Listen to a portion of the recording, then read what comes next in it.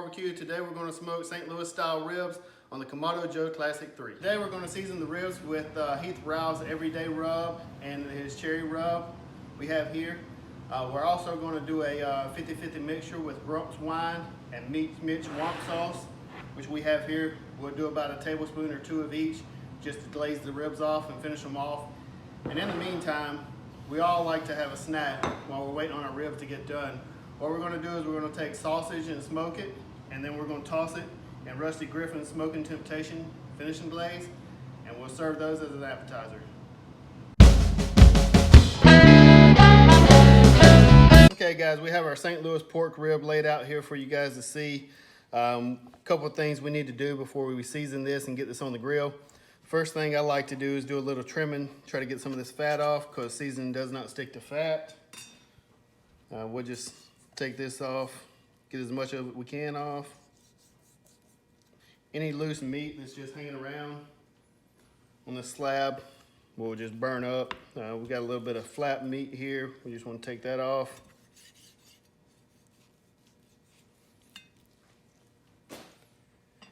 One thing we want to do is we want to take this membrane off the back of this slab of ribs.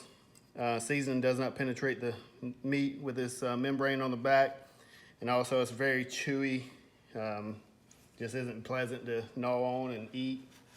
So what we'll do is we'll get up underneath this membrane here and try to peel it back a little bit.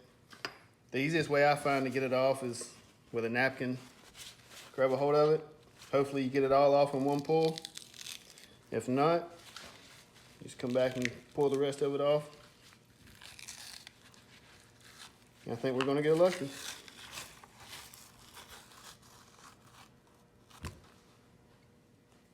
At this point, this slab of ribs is ready to be seasoned. We do want to remove a little bit more fat here.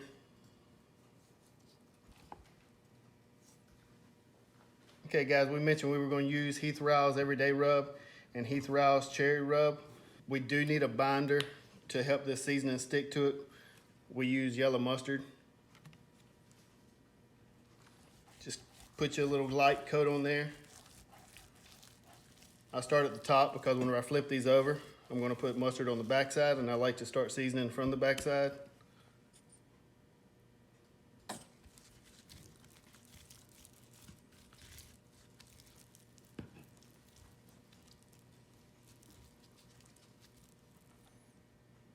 We want to do a light coat of Heath Rowell's Everyday Rub.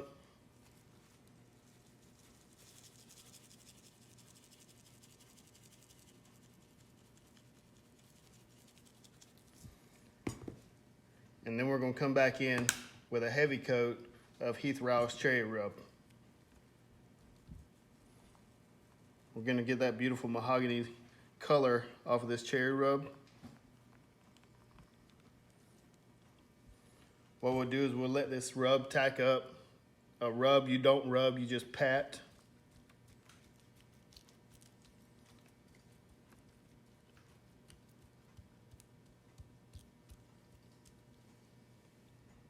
All right guys, this rub is set up.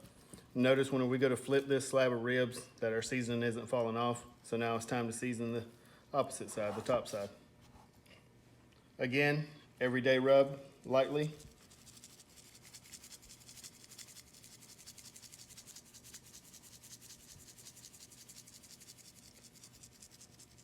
We will be smoking these ribs on the Kamado Joe Classic 3 at 250 degrees. We'll put them on the grill and we'll leave them there for 3 hours. We won't look at them, we won't touch them. We'll just let them sit there and smoke. And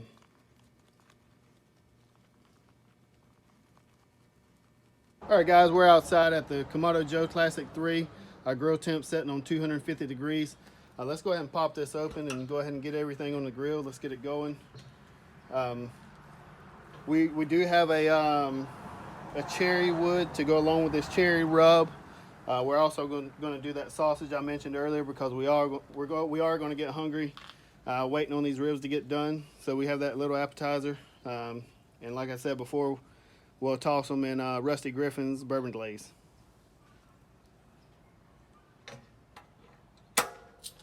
All right guys, we have our sausage ready to be sliced and tossed in the bourbon glaze to serve for our appetizer.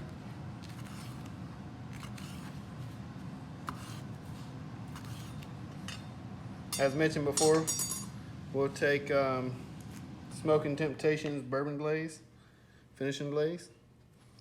We just drizzle it on.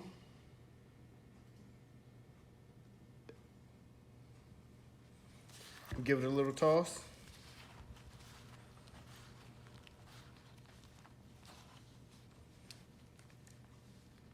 And these delicious bite-sized sausages are perfect for your appetizer. Hey guys, we're back out at the grill. It's been 2 hours, little over 2 hours. The slab of rib is actually moving along a little bit faster than we anticipated. The slab of ribs here, we did probe them. They're hitting about 195, 200. The slab of rib is almost there. We're gonna go ahead and wrap and glaze. We do have our Grump's pepper jelly with our womp sauce here. We'll just directly pour it into the full tray.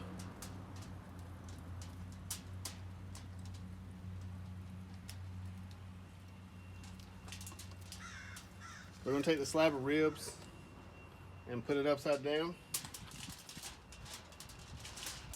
Then we'll wrap these ribs up nice and tight as you can get them.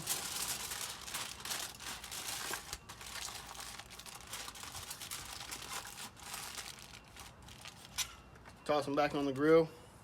So we'll come back and check these ribs in about 15-20 minutes, see where they're at. Okay guys, we're back out at the grill. We're gonna check these ribs since we wrapped them up. We're gonna see how they're coming along. Just see how tender they've gotten. At this point, we're not really looking for a certain temperature. We're looking for tenderness. We got some pullback on these bones.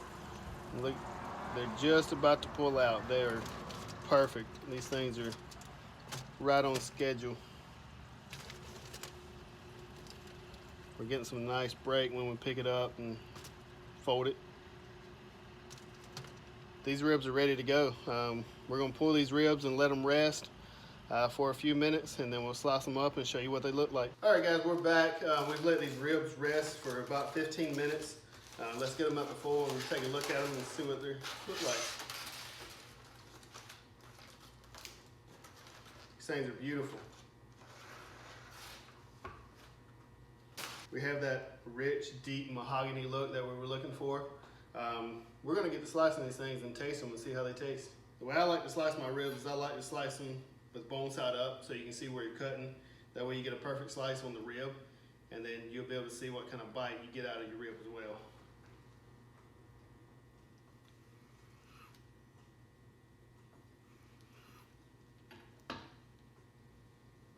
This rib is tender, juicy, has a really nice smoke ring. I don't know if you guys could see that. Let's do the bite test. Man, that is awesome. That's a perfect rib. All right, I'm gonna get a little closer so you guys can see this.